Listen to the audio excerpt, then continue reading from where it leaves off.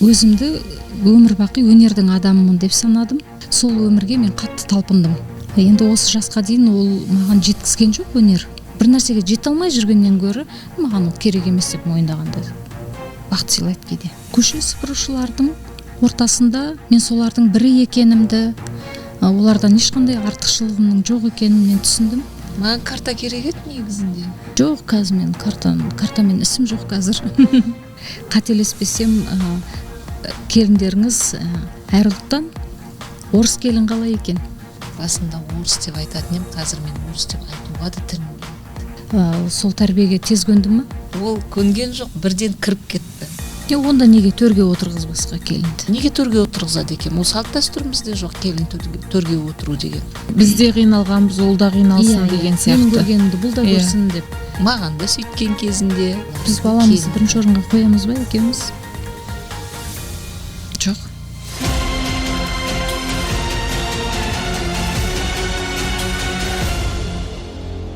Қайырлы кеш. Бүгін номер 1 подкасттың жалғасы болып жатыр. Енді жаздағы түсірілім. Көңіл күйлеріңіз қалай? Жақсы. Жасайық енді қолдан жеттік ау дедік. Иә. Осы уақытқа дейін қандай жұмыстар бітті? Немен айналыстыңыздар?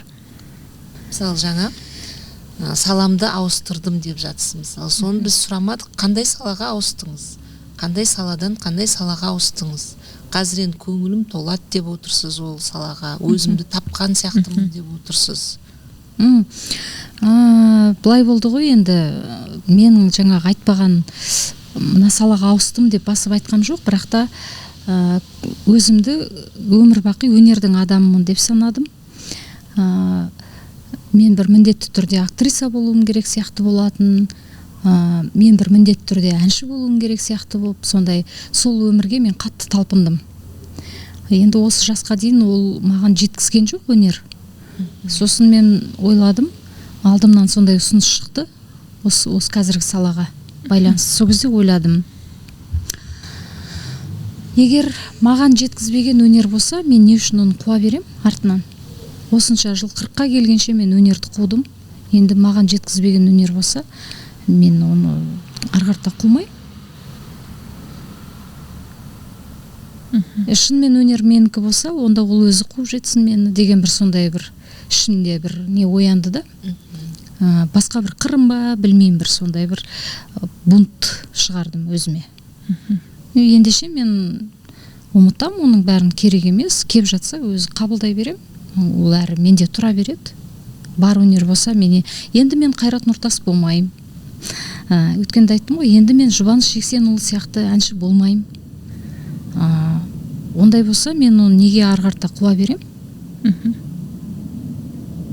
Деп осы саланы таңдаған кезде мен шешім қабылдадым ішімнен. Маған қазір көшеге шығып шөп шап десе, мен шөп шабам. Көше тазалау керек болса, арық тазалап сыпыру керек болса, мен қазір сыпырам. Онда тұрған не бар екен? Себебі мен сондай ой келді, себебі мен сол адамдардың ортасына түстім, топ ете қалдым. Енді шыны керек, мен көше тазалаушы кісілерді көргенде ол жайлы көп ойланбайтынмын, және оларды бір ойлайтынмын, енді бір әр жерден жиналған сондай бір кісілерді алып, осылар жұмыс жасап жүретін шығар деп. Сөйтсем олай емес, бәрі де бала шағасын асырап отырған, кәдімгі таза адал еңбектің адамдар екен. Олардың жеп жатқан наны өте дәмді нан деген нәрсе менің сондай түсіндім, сондай екен. Әрі дайын болдым іштей, егерде басшылық тарапынан маған жаңағындай бүгін сен көшеге шығып көше сыпырасың, немесе шөп шабасың десе, мен тіпті бетімді де жаппайды екем. Қандай туысым көрсе де, қандай бұрынғы таныстарым көрсе де, ой, мынау кезінде осындай өзінше болып жүрген қыз еді, осындай болып қапты ғой деп күліп кетсе де, маған бәрібір болды. Мен қабылдадым. Өзімнің қолымның көп нәрсеге, мен қалаған көп нәрсе болғанда, әркімнің өз патологы, біреудің патологы біреуге арман ғой негізінде, біреудің жеткен жетістігі біреудің арманы. Менің өзімнің ойлаған, менің өзімнің жоспарлаған, менің өзімнің қалаған дүниелерім іске аспаса, это норма. солай қабылдадың. Иә, мен қабылдадым. Соны қабылдаған кезде былай болды ғой, маған жеткізбеген дүниені мен енді қумаймын. Мүмкін мен өмірде ондай болмағанда шығармын, өзімді бір иллюзияда ұстап жүрген шығармын. Мүмкін ата-анамның, мүмкін бір қоғамның осы адам деген, тұлға деген мойындалу үшін керемет болу керек деген түсініктен шығып кеткен уақытта өзімді қатты еркін сезіндім, бақытты сезіндім. Сондықтан қазіргі салада мен өзімді Қазір қандай саладасыз соны? Қазір мен таза қара еңбек саласындамын. Оны қайтып айтады десең, көше сыпырушылардың ортасында мен солардың бірі екенімді, олардан ешқандай артықшылығымның жоқ екенін мен түсіндім. Қолыма кез келген уақытта тұрмада, күректе, сыпырғышта алып, арамшөп жұлып жүрсем, арық тазалап жүрсем, қыста қар тазалап жүрсем, ол тіпті ең пайдалы еңбектер еді. Оның бір керемет дүние екенін. Бұрын ондай болмады, сізде? Жоқ, бұрын ол маған намыс болды. Көше сыпыру деген не деген сұмдық. Мен сұлумын ғой, мен әртіспін ғой деп ішімде сондай нәрсе тұратын. Бірақ ол реальность емес, ол тек қана күту болды сізде, солай? Күту, үміт болды. Мен сондаймын деп қолдан бір жасап алған іштегі болмысымды жоғары көтеріп жіберген сондай бір нәрсе болған шығар деп ойлаймын. Мен өзімнің планкамды толығымен төмен түсірдім. Сен ешкім емессің дедім өзіме. Бұл адамдардан сен ешқандай айырмашылығың жоқ. Олар да бала шаға асырап отыр, таза адал еңбек істеп жүр. Күннің суығында, күннің ыстығында, күнге күйіп, шаң жұтып жұмыс істеп жүрген адамдар тіпті сенен артық деп ойладым мен. Иә, ешқандай. Қазір мен сол саланы ұнататын себебім, мен өзімді сол қарапайым, ешқандай да өнерге де, тіпті психологияға да қатысы жоқ, қарапайым адам екенімді түсіндім. Бүкіл менің өмірде жеткен жетістігім осы барымен базар деп ойладым ішімнен. Осы жеткен жетістігім маған жетеді. Бұдан артыққа мен талпынбаймын деген бір сондай бір не келді маған, түсінік келді. Бұның бәрі кері кету емес пе, өзіңді шектеу емес пе? Кері кету болса да мен үшін бұл қалыпты жағдай. Иә, мен қазір кері кетіп жатқан шығармын, мен үшін бұл жақсы. Кері кетіп жатқанды мойындауда, оны түсінуде, оған рұқсат беруде, оны қабылдауда, оған уақыт беруде мен үшін қазір қалыпты жағдай. Бірақ мен кері кету деп ойламаймын, керісінше өзімнің бастапқы табиғи бір өзіме бұйырған нәрсеге мен енді жеттім деп ойлаймын. Бір керемет сонда біздің жетістікке емес, жаңағы қоғамның шаблондары, ата-ананың немесе бір сен үздік болуың керек немесе сондай бір шаблондар болды ғой. Біз өзіміз қалаған жоқпыз, бірақ басқалар бізге таңып берген. Иә, сол шаблондар бізді басқарып тұрды, иә. Енді қазір оның бәрі иллюзия болды ма сонда? Жаңағы мен әнші болуым керек, шығармашылық иллюзия болды. Себебі мен осындай бола алмағаным-ай, қашан болады екем деп жүргенше, мен ондай ешкімде емес, мен қарапайым адаммын. Мен жұмыссыз болсам да ештеңе етпейді, онда тұрған ештеңе жоқ деген нәрсе маған керемет еркіндік сыйлап жіберді. Толық өзімді қабылдадым десем де болады. Енді толық өзімді қабылдадым деп өтірік соқпай-ақ қояйын, бірақ та жақсы, маған өте жайлы болды. Өзімді өмірде осы жасқа дейін өз ыдысымда сезінбеген шығармын. Дәл осылай. Бірақ бұл жерде жаңағы сен кері кету емес па деген сұрағыңа жауап, астамшылдық болып көрінуі мүмкін, дегенмен ең қарапайым адамдардың ортасында мен өзімді жарқыраған бір бриллиант сезіндім. Ол да бар. Яғни мен ойлаймын, қазір адам өзін қай жерде жарқырадым деп нақты сезінеді, сол жерде жүру керек екен деп ойлаймын. Егер сен ең қарапайым, ең сондай тіпті көше сыпырушылардың ортасында жүріп өзіңді сол жерде жарқырап тұрмын деп ойласаң, сенің орның демек сол жерде деп ойлаймын мен. По крайней мере, өз орнымды мен солай ойлаймын. Біз ойлаймыз ғой, жарқырау үшін жарқыраған жерде бүйтіп олардан асып түсу керек деп ше. Бірақ ол ешқашан жеткізбейді ғой. Біреуге жеткізеді, біреуге жеткізбейді. Жеткізбеген кезде мойындау керек сияқты мен ойымша. Мен соны мойындадым, қорыққан жоқпын. Бір жылап алдым, магазинге кірдім да, ана блокноттарды көрдім да, мен жазғыш едім ғой, әрі әдемі блокноттар алып, соны жазып жүрген жақсы көретін едім ғой. Соларға бір қараған кезде ішімнен бір нәрсе бүйтіп не қылды, кілт ете қалды. Осы жерімде ше, енді мен бұл блокнот маған керек не бұның деген нәрсе. Енді мен бұны ұстамаймын ғой деген ше. Сондай нәрсе бір кілт етті да, содан бірден өзімді бастым. Это нормально, значит, сен қазір уже блокнот ұстамайсың бұндай. Саған жазатын дәнеңе де жоқ енді. Жазып бәрін бітірдің, болды. Сен енді барасың да көше сыпырасың. Сен енді барасың да шөбасың Гүлнар дедім. Ол ана эгоға, адамның эгосына қатты тимей ме екен? Жоқ, тиген жоқ маған. Тиген жоқ, себебі ішімде бір андай смирение дейді ғой. Не деп айтады соны? Смирение деген көну ма? Ішімде бір сондай көну сезім болды. Мен ойладым ішімнен. Біріншісінде әрине маған бағыну ма? Иә, бағыну, көну бәрі. Бағыну да бар, көну де бәрі бір ғой енді. Мен ойладым, Құдай менің басымды егерде қазір көшеге шығып, көше сыпырушыға қарай тепсе, мен соған келсем дедім. Сол жолы мен Құдайға қарсы шыққан жоқпын.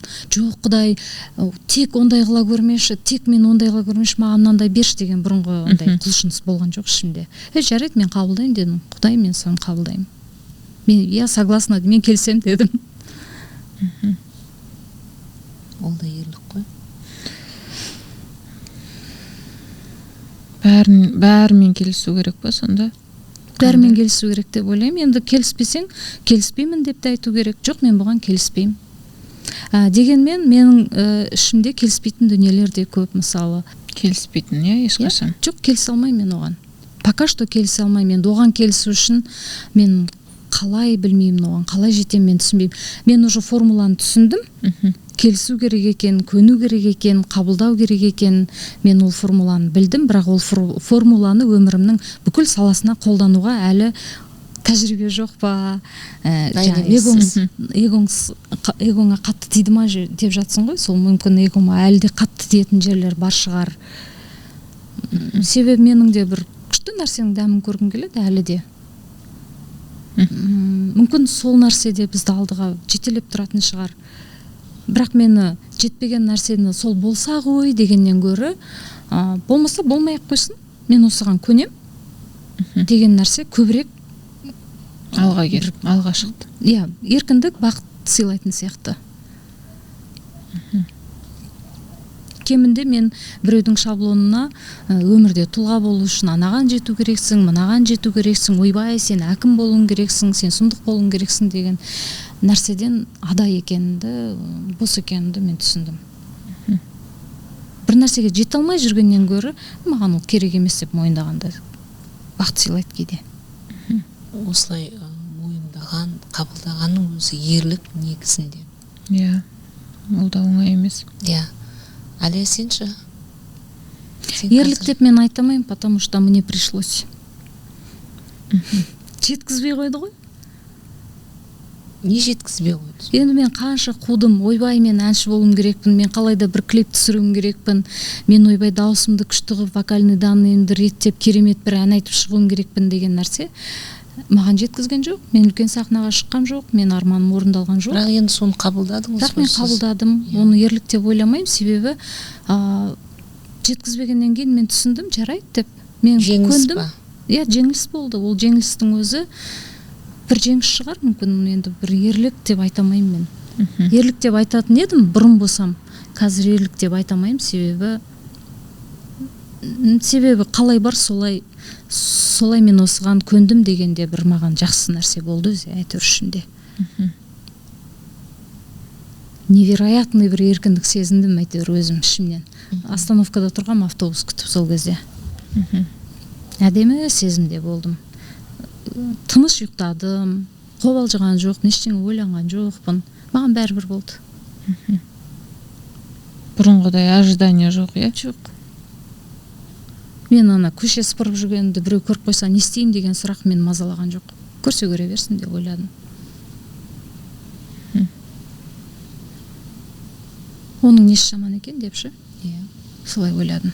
А бұрын ол маған ол деген масқара ғой, қалай сен көше сыпырасың, қалай сен далада жүресің, біреу көрсеш, анау көрсеш, мынау көрсеш дейді. Сондай бір дүниелер бар ғой, автобуспен кетіп бара жатыр, мысалы танымал адамдарға сондай автобустан көрдім, сол да автобуста жүреді екен деген сияқты қоғамда. Иә, сондай мен сол траштанып өмір сүреміз ғой. Траштану да жақсы шығар. Жақсы шығар. Деген арманыңа жетесің, траштанып. Қайтсем мықты болам деп жүріп жетеді ғой, амбицияларына жететін адамдар жетеді.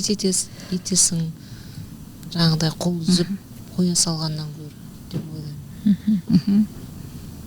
Дегенмен қол үзбейтінде нәрселерім бар. Көрдіңіз ба? Екі жақты. Бастысы сізге ұнап тұр ғой қазіргі салаңыз. Ұнайды, қатты ұнайды, иә. Бастысы сол. Себебі мен солардың бірімін, мен солардың ортасындамын, мен сол ортада өзімді керемет сезінемін. Ең бастысы осы. Өзіңізді бақытты, керемет сезіну ортада. Сізге ұнап тұр. Онда тұрған не бар? Қоғамның бір жаңа бізге шаблоны, бұл бір 90-60-90 деген фигурамен өмір сүру ғой. Қаншалықты сен арық болсаң, фигураң әдемі болса, соншалықты өтімді боласың деген бір шаблон бар. Сондай бар. Сол сияқты нәрсе ғой.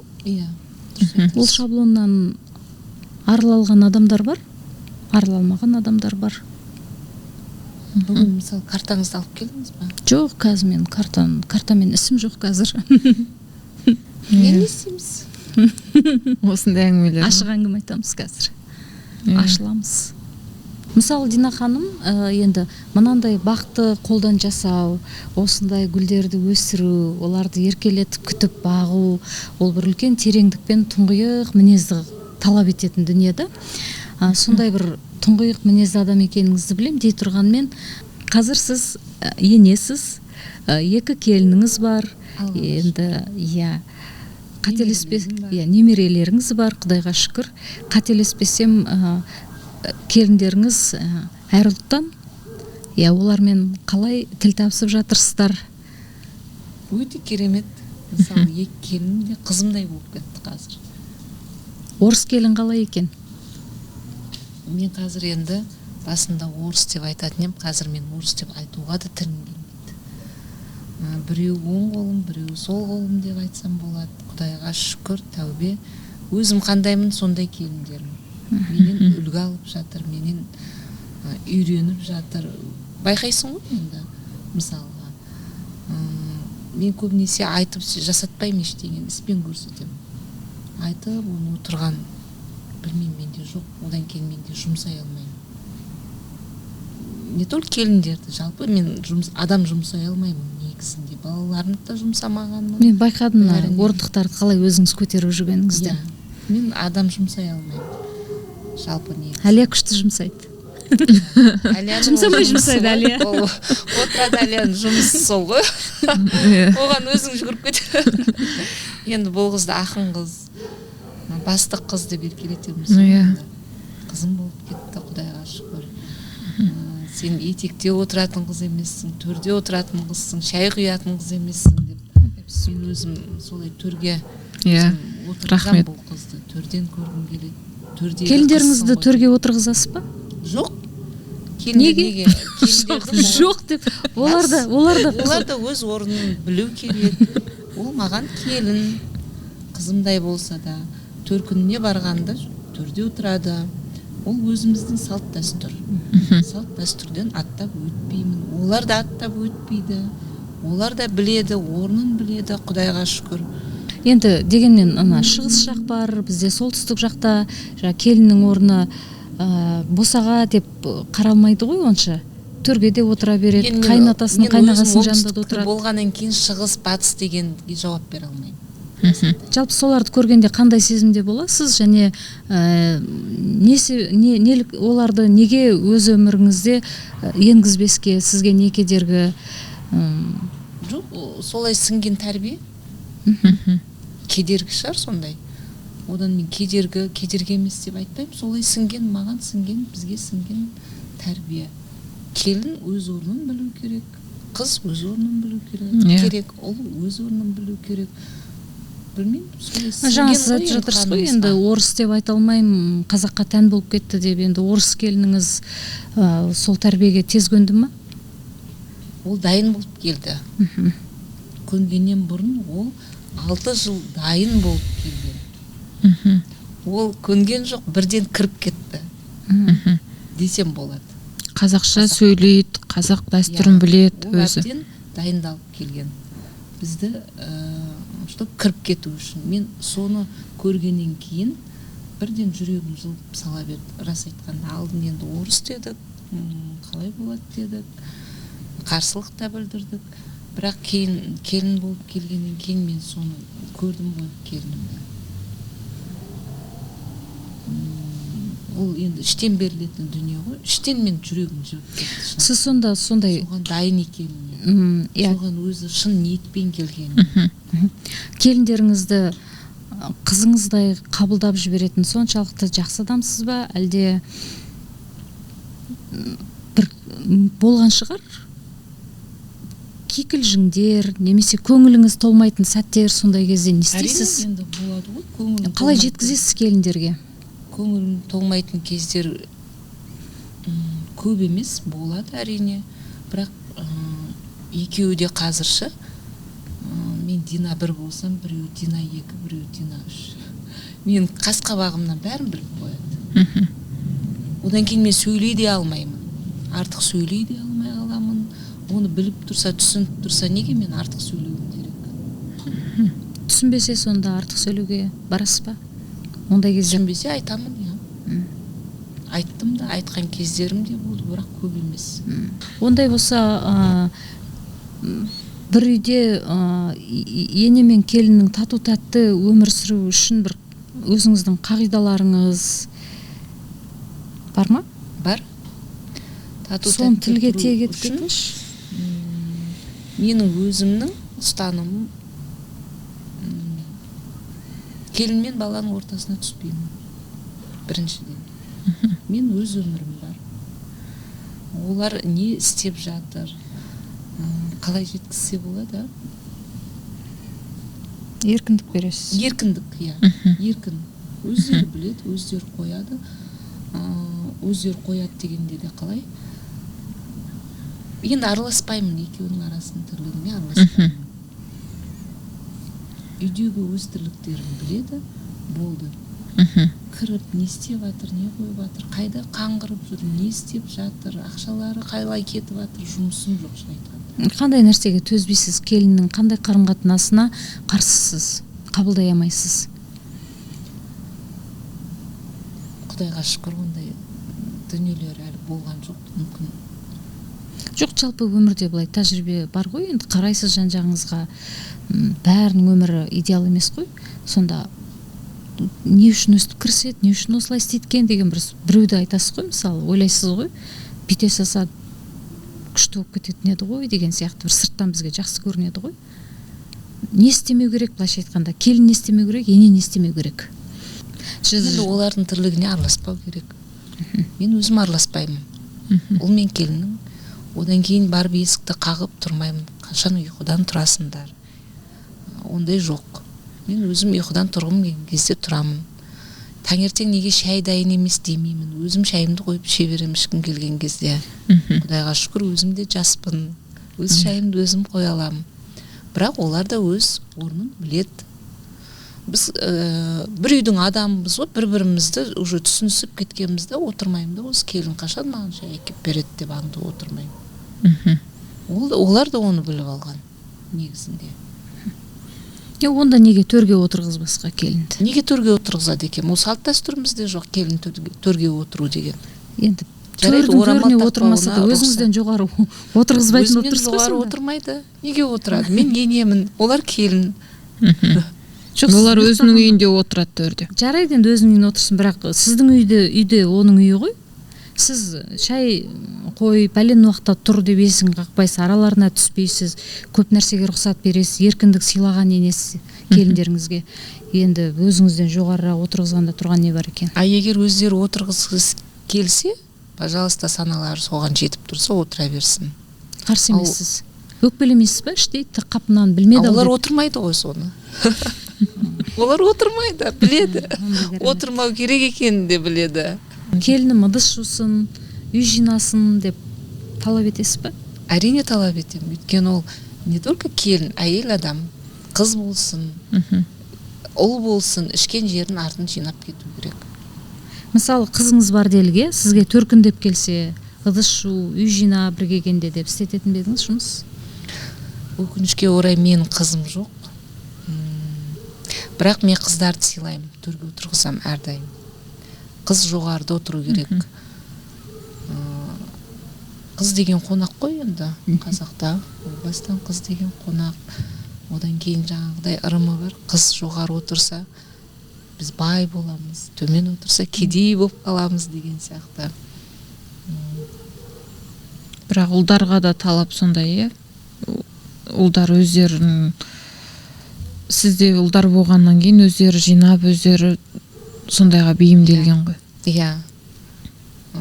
Ол келін ба, ұл ма, қыз ба, ішкен жегенін өзі жиып кету керек. Және сіздің ішкен жегеніңізді тоже жинап кету керек, дұрыс қой? Дұрыс. Жинамаса ұрыс шықпай ма? Ұрыс шықпайды, мен өзім де жуып тастай саламын. Ол жаңағыдай үйдегі кәдімгі келісім, оған сен жуып қой, ондай емес. Келсін, келін жоқ кезде мен жуа саламын. Атақ негізі келін өзі жуады. Кең адамсыз, е? Аллаға шүкір. Байқадым мен соны. Өйткені мен балаларым ғой бәрі. Жалпы өз балаларыңызға ғана емес, сіз жалпы кең адам сияқтысыз. Адамның бәріне сондай кеңшілікпен қарайтын адам сияқтысыз. Мен мысалы бір принцип ұстанып қалған сондай мінезім бар да. Ананы өзіме жақындатпай, мынаны былай деген сияқты бір. Оның бәрі, мен сізге айтайын ба, оның бәрі адамның жасымен, возрастпен келетін дүние сияқты. Жас кезде бәрінде болады ондай. Эго болады іштегі, өзімшілдік болады, кейде санаң жетпей тұрады жастықпен. Оның бәрі өмір реттеп алып келеді екен. Мен де жас болдым, менде де мінез бар, жоқ деп айтпаймын. Білмеген жерлерім болды, түсінбеген жерім болды, санам жетпеген жерім болды. Қазір мысалы келіндеріме, ұлдарыма қарап отырып, мен олардың жасында қандай болдым? Көбінесе өзіммен салыстырамын. Негізі көбінесе мен бірінші өзімді ойлаймын. Мен оның жасында мен де сондай болдым. Бірақ санам жетпей тұрды. Мынандай адамдар бар ғой, ене болса да, жасы 70-ке келсе де, мен соның заманында, осындай жасымда мен осы бәрінен күлімен шығып, отымен кіріп жүргем. Бұл да солай істесін деп ол әркімнің өзінің санасында. Бізде қиналғанбыз, ол да қиналсын деген сияқты. Мен көргенімді бұл да көрсін деп. Білмеймін, енді оның санасы жеткен жері сондай шығар, бар, иә, білем. Ол өзім басында да болған. Маған да сөйткен кезінде, мысалға, ол әркімнің өзінің санасына берсін, тәрбиесіне берсін, жеткен жаңағыдай. Жеткен жері, иә? Жеткен жері өзінің санасының жеткен жері сол шығар енді. Балаларды бірінші орынға қойды. Иә, бірінші орынға қойған адаммын. Балаларым болсын, балаларым жағдайын жасайын. Одан кейін соларды ойлап тұрам әйтеуір. Бірінші очередь соларды ойлап тұрам, балаларым. Біз баламызды бірінші орынға қоямыз ба екеуміз? Жоқ. Қоймаймыз, е? Жоқ. Дәл қазір жоқ менде. Мен оған енді ығысып келе жатырмын. Ол да уақытпен шығар мүмкін. Әлде жас кезде бәрі болады. Оны кейін бірақ сіз жастайыңыздан солай төселген сияқтысыз. Мүмкін. Ол тәрбиеге де байланысты шығар. Иә. Тәрбие ма, жоқ әлде өзгелерді өзіңізден қаттырақ сүйдіңіз бе? Жақын адамдарды. Жақын адамдарыңызды. Өзімді ма? Жоқ, жақын адамдарыңызды өзіңізден қаттырақ сүйгендіктен емес па? Иә. Иә. Солардың комфорт үшін, солардың жақсы болсын деп. Енді әрбір ана сөйтіп ойлайтын шығар деп ойлаймын, жалғыз мен емес. Балаң болғаннан кейін, ана болғаннан кейін бірінші балаңды ойлайсың ғой. Әрбір ана сөйтеді деп ойлаймын. Бірақ кейде маған былай көрінеді, енді мен балам әлі кішкентай ғой. Кейін ол 20-ға келгенде, жалпы 15 жастан былай қарай өзі подростық болып саналады ғой. Бала жасөспірім кезінде ата-ана оған авторитет болмайды деген бар ғой ғалымдардың. Сонда 20-ға келген кезде мен өз өмірімді өзім сүремін деп, ол бала солай өзі бөлектеніп кетсе, обидно болмай ма екен деп ойлаймын өзім. Еңбегім еш кетемеді деген ба? Енді ол баяғы замандашы тәрбие санаға да солай құйылғанша, как будто бала үйден кетіп жатса, жаңа әке шешені тастап кетіп бара жатқан сияқты. Сондай болған, сондай болды ғой, бәрінде сондай. Қазір ондай емес. Қазір мысалы балаң бөлек шығып, өз аяғыма өзім тік тұрам, өз күнім көрем десе, қуанам мен қуанам. Балдар өзімен өзі болған жақсы. Бүгінгі әңгімеміз өте қызықты болды. Әр түрлі тақырыптарды қозғадық деп ойлаймын. Арада үзіліс болғанмен де бір-бірімізді түсінісіп, сағынысып қалыппыз. Сондай керемет әсерде отырмыз. Қазір енді жаңбыр жауып, табиғатта бір бізбен тілдесіп тұрғандай. Осымен қорытындылаймыз. Рахмет. Өте бір әсерлі әңгіме болды. Ашылуға тырыстық, Иә, тырыстық. Шынайы болуға тырыстық. Шынайы болуға тырыстық. Қаншалықты шынайы ашылдық. Енді оны көрермендер өздері айтады, Иә. Сұрақ сіздерге.